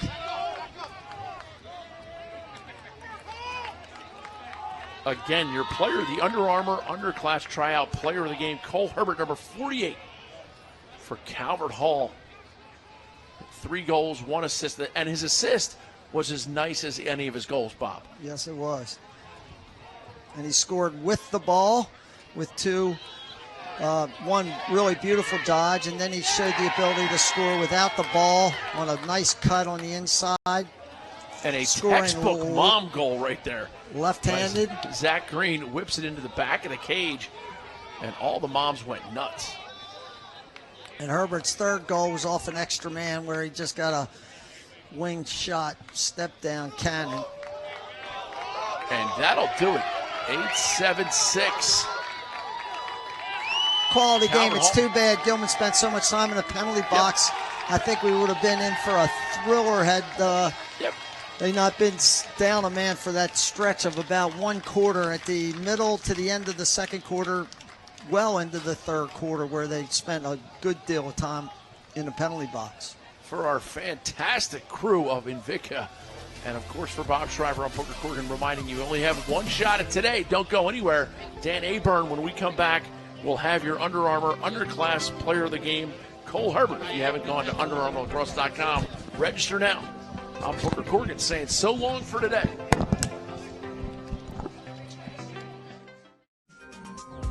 The MIAA is the most competitive lacrosse conference in the country.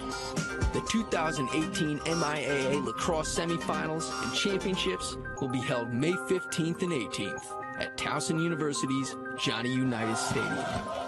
For a glimpse into the future of the collegiate game, the MIAA, where the stars of tomorrow play for a championship today.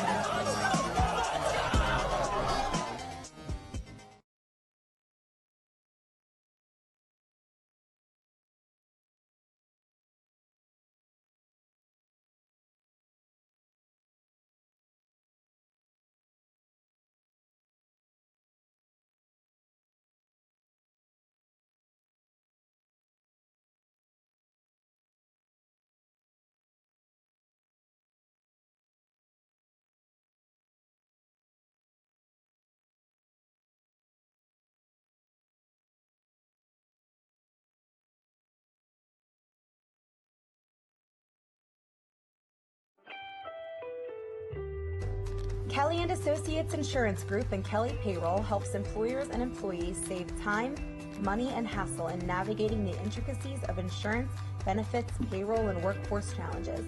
Kelly and Associates Insurance Group and Kelly Payroll is pleased to support CSE TV and the Game of the Week. Visit kellyway.com to put their people, technology, and services to work for you.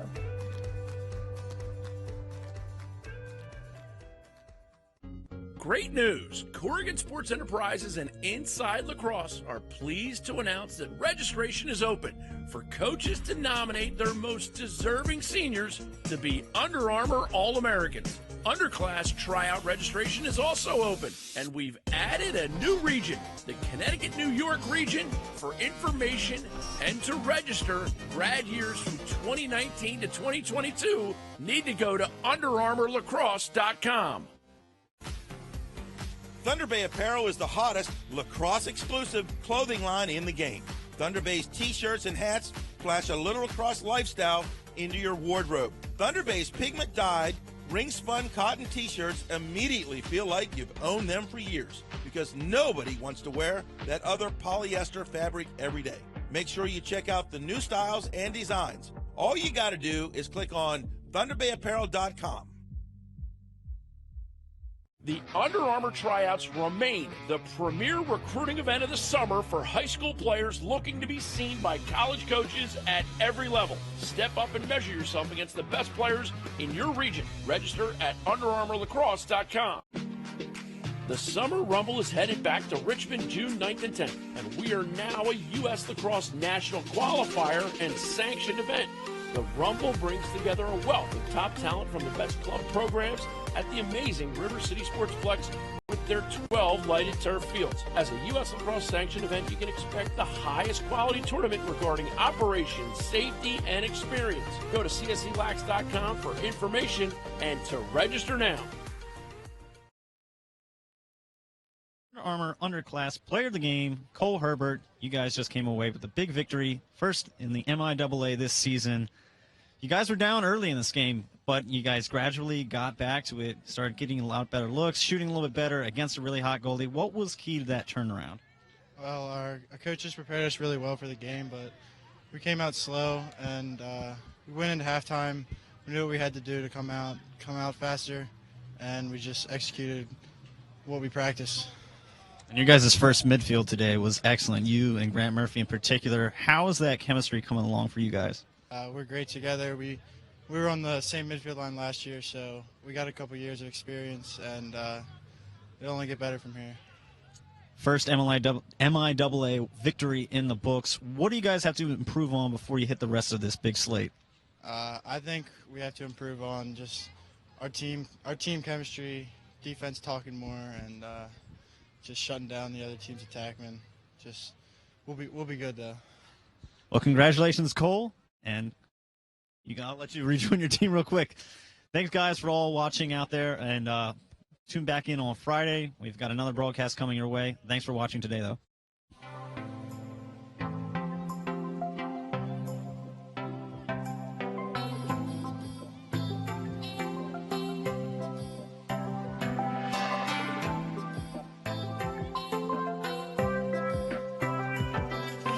you